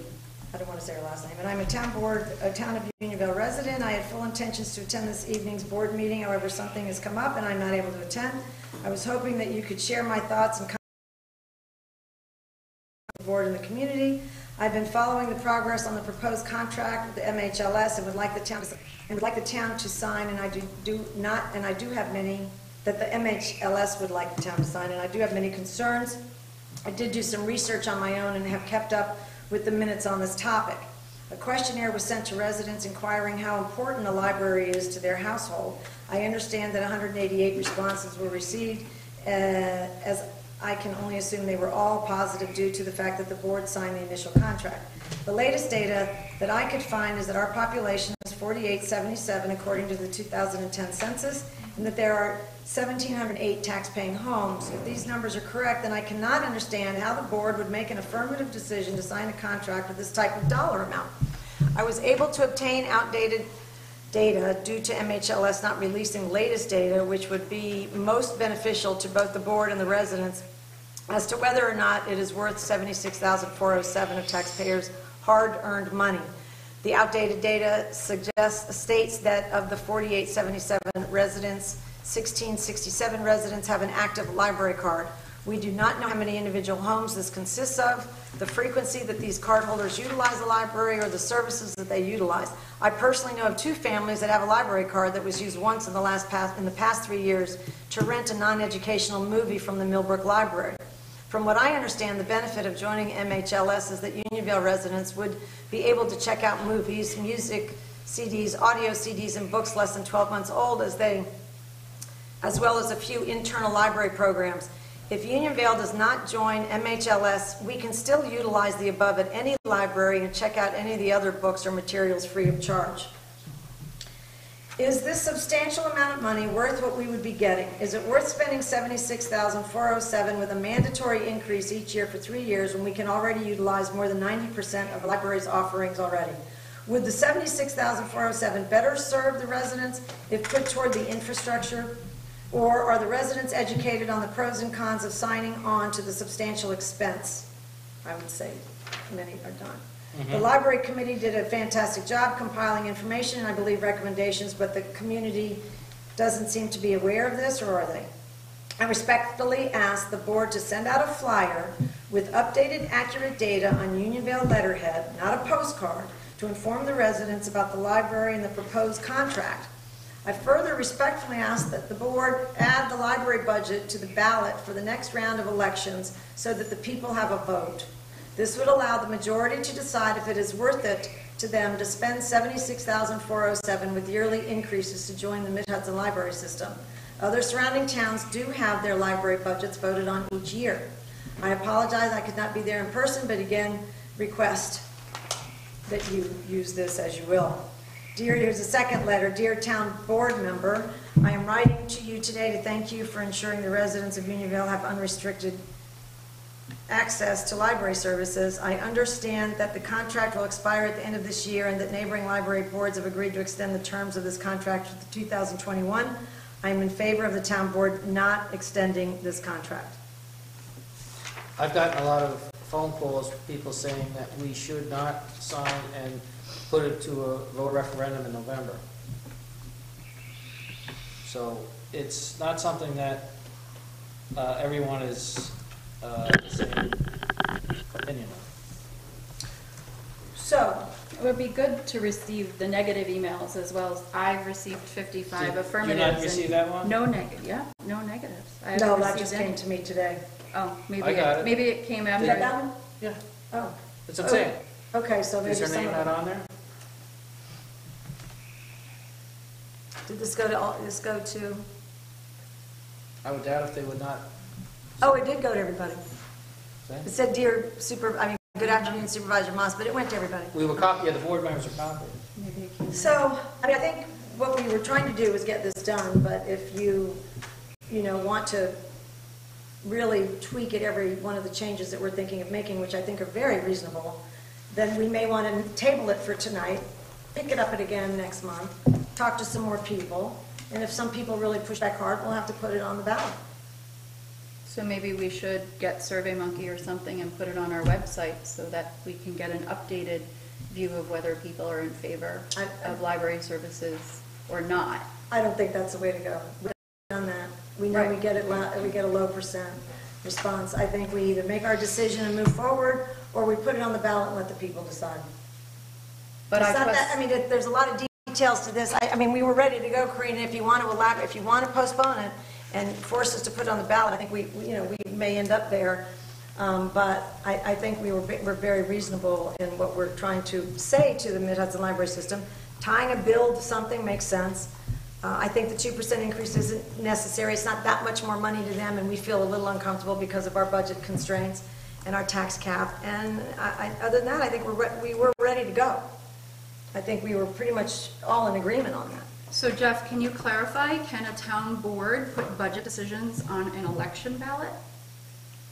We kind of went through this last It's not a time. budget and decision. Our lawyer paying for the Mid-Hudson Library System contract is a town board allocation in the budget. Okay, the question is to the town residents, are they in or are they out? Do they want to be part of the program or do they not want to be part of the program? Do they want to pay this much? That could be included in the question. The answer to your question is, according to the Board of Elections, we can get the language to them and they will put it on as a referendum as we give it to them. Yes. That is So, the answer. Jeff, since I asked you, can you clarify? I don't know the answer to that. I think I'd have to see the wording of the proposition that would go on the ballot. Is the wording that you're authorizing the signing of a contract or not authorizing it? Is that what you're voting on? I don't know. I'd have to see the wording. I think she's asking the concept, can Yeah, I be don't- put to the voters to decide versus the board decide. I don't know, but I can Okay. check. and Well, find out. I've already Fairly checked with the quickly. Board of Elections, and I was assured that we could put it on the ballot in November.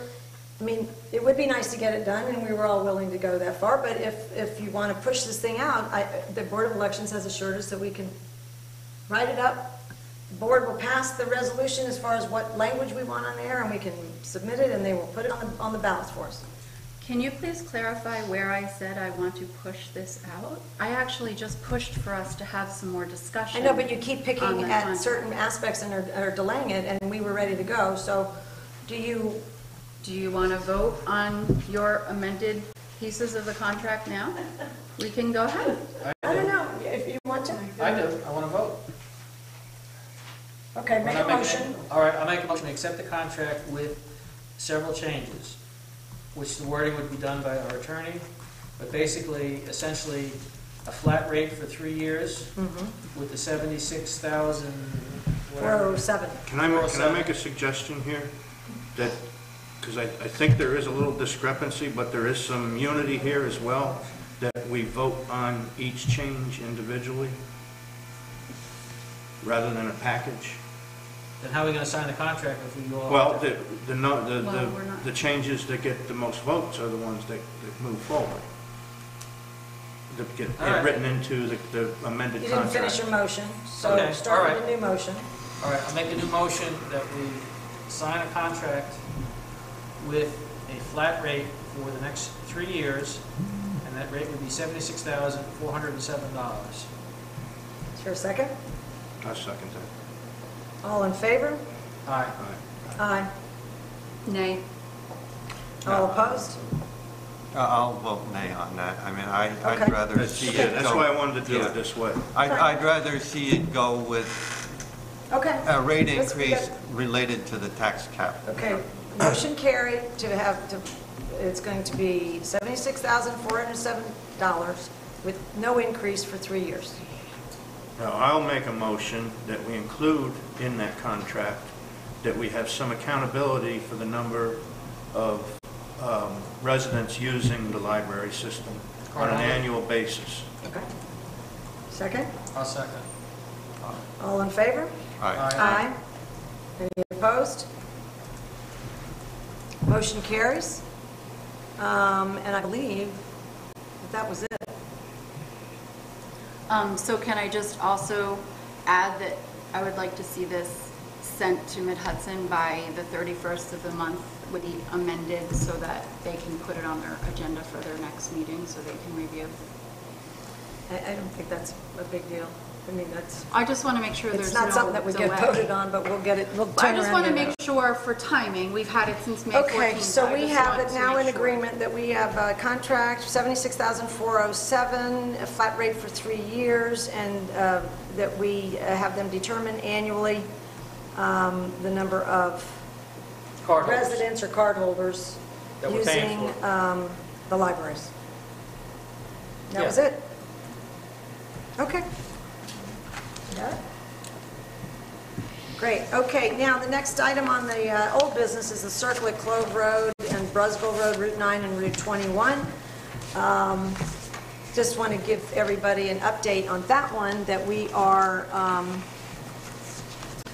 we had a meeting, Mr. Kolb and I had a meeting with Robert Balkind, and I just to be brief, the Clove, that circle there has been a mess for some time, and we would like to get it cleaned up and attractive. We also want to make sure it's safe. So the DPW department has come out, and they're going to give us 2 proposals. One will either be a square intersection, other one will be an improved circle. The square intersection, the problem that we're trying to solve is we don't, and we had this conversation about the safety issue. People coming down off of that mountain, either the trucks that have brake problems, or there's ice in the winter and there's problems there, with people coming down fast out of the mountain. Now that the people are used to LaGrange circles, they're getting into that Clove circle, and they all believe they have the right of way, which they do in a normal roundabout, and what they're doing is cutting off the people coming down. Also, the height of that circle means that, we've had some accidents where people are actually airborne when they hit part of it, and so I think they're going to look at it, and they're going to give us some data, and they're going to make a recommendation. Either it's going to become a flat intersection where the people coming better visibility, but they're worried about the flat intersection because they think people will go right through the right-of-way and just go at 60 miles an hour. So we may have very few accidents, but they'll be very severe, so we have to weigh that in. And the other way is to put the circle back in, and it means that we're going to be concerned about people coming down the mountain with difficulties, because at a circle, they wouldn't have the right of way. But we had a great discussion. They're going to weigh both of them. They're going to come back to us with a plan in hopes that we embrace it, and I told them, they're the experts. But they will do their best to come up with something that we like, and we'll be able to take a look at it and comment on it. One question. Yeah. This 4-way intersection that they proposed, what's the advantage of that over a traditional 4-way intersection? To me, I'm looking at this, and it seems like it's going to add confusion. This For sure, yeah. This is not, he vetoed this one. He said, this He picture did. is actually like a $250,000, and he goes, we're not doing that. So basically what it is it's just a normal 4-way. Yeah. Okay. Yeah. All right. That was just to depict a normal Gotcha. 4-way, and he laughed. I said, no, we're not looking for fancy triangles. We're not Okay. really, we're looking for a 4-way. I just didn't know how to describe Okay. it. But the advantage of having the four-way is, if you're Oh, coming no, out of Claude, you'd be yeah. back, you'd at least get to the sight line all the way up the Yeah. mountain, Yes. so that would be a good thing. Yeah. But anyway, I'm sure price may come into it a bit, but safety first and then looks. But either way, we are going to get an improved area there, and we certainly deserve and need one, which is great. That's it for old business. For new business, want to update about the salt barn contract? You want to take that one, John? The salt barn up at the highway department was built in the early 90s. It was not a well thought out design.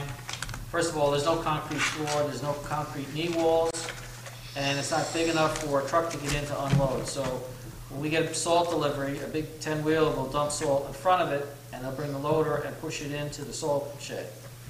That leaves salt exposed to the elements outside on the ground if they don't get every bit of it. Yeah. Rain or water can wash that into the local aquifer, which is certainly something we don't want. The building is entirely made of wood, and the wood is suffering. Even wood will corrode with enough salt.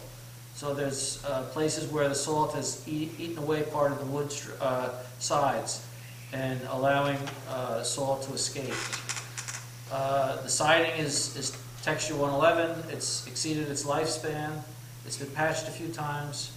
The shingles on the roof are, I believe, the original ones. They're not looking too good. Bottom line is the salt shed is not doing the job we need it to do. Fortunately, the state recognizes this is a chronic problem around the state. They're coming up with grant money to help the environment mainly, and by helping towns build new, more efficient and more containing salt sheds with knee walls and concrete. The environmental risk will be very, very much diminished. So we think we have a very good chance of getting significant amount of grant money to replace the current salt shed with a new state-of-the-art, much more effective one that's going to be big enough for trucks to come in and dump, keep the salt Contained. off the ground, on concrete, not washing into, and also be more efficient, a lot less man hours if the truck delivering it could just go in and dump it, versus our highway guys got to take a loader out and keep pushing it in every time a truck dumps something. So I think it's a very worthwhile effort to pursue this grant, and hopefully we can get it as soon as possible. I don't know how soon we could build a new one, but the sooner the better. And it was interesting is that we've been having these conference calls with Dave and I, and you and I alternating, and this grant came up, and the grant writer said, this is perfect for you guys, because we had that as one of the items on our list, but guess what, it's due in 2 weeks. It's like, or, doing whatever it is, it's due quickly, but the state has allocated, to your point, $79 million. Yeah. So they are backing it and encouraging people to They're putting their money where they want clean the results. water So we certainly want to be a partner with them and get this new salt shed. Now, part of the requirements of this is the resolution. To submit the grant next week, we have to have a resolution attached to it that says the board supports it. So that was the hastiness. That's our requirement tonight. Would you like to read that, John? Or Steve, would you like to read it, since John's probably, you want to All hear? right, you can call, I have my copy over there. Okay, resolution 18-17, supporting the grant application for a new highway department salt shed facility. A resolution supporting the application for salt storage grant from the Water Quality Improvement Program, WQIP project, whereas the town of Unionville has an existing 26-year-old salt storage facility that is in the state of disrepair, whereas the town of Unionville is applying to the New York State Department of Environmental Conservation Program grant that directly addresses local water quality impairments caused by deficient highway department salt storage facilities. Now therefore be it resolved that Section 1, a new salt storage facility will meet the environmental standards of the Environmental Protection Agency, EPA, and the Department of Environmental Conservation, DEC, by protecting the creeks, streams, ponds, waterways, and all wetlands in the vicinity of the highway department. Section 2, the town board of the town of Unionville supports the building of a new salt storage facility. Section 3, the town board of the town of Unionville has the ability to accept a matching grant awarded by the DEC for the water quality improvement program and authorizes the expenditure of funds or in-kind expenditures necessary to meet the terms and the obligation of any grant awarded, subject to final approval of any plans and specification. Okay, this is a roll call vote, and I just want to add that our matching expenditures can be Highway Department labor, using of any of our equipment. It's not necessarily cash out of hand, but it's people that are already on the payroll working on this project as well, because it's right in their facility. I'll second the motion. I've been speaking with vendors at the Association of Towns for a number of years, and it's just a matter of finding where the funds would come from. And this addresses that, so I'll second it. Great, thank you. Roll call vote, though. Supervisor Moss? Aye. Councilman Frazier? Aye. Councilwoman Kelly? Yes. Councilman McMorris? Yes. And Councilman Welch? Yes. Great, all right. Resolution Could you passes. certify this before you leave, please? Okay. May I have a motion to approve the budget adjustments and pay all the bills? So moved. Second? Second. All in favor? Aye. All opposed? Anybody? Motion carries. We're going to pay our bills. Okay. It's always good. Yep. You had a, Yeah. Yes. Facility rental Oh, about the drones. thank you. Facility rental form. yes. That has been distributed to you all, the town board members. If you would take a look at that, and we will discuss it again. That, let me find my facility rental form. The facility rental form has no mention about drones on it, and somebody that rented a facility recently brought a drone in and was taking pictures of the gathering, and apparently one of the drones came a little close to other people using the park. I thought our regulations, park regulations prohibited them, and secondly, on a larger scale, because of the proximity we are to the airport, they're not allowed in this airspace around here, because we're so close to Sky Acres Airport. Well, I mean, how many miles is it? It's No, fine. we're within 10 miles of the airport. Yeah, That's certainly one we are thing. within that. But the airspace that they're talking about is above 1,000 feet. Oh, okay. I mean, All right, any so- planes taking off out of Stewart Airport climb to 1,200 feet to start with. Right. And I think, let's put it this way, I don't think they're going to have any drones going over that side of the mountain. Okay.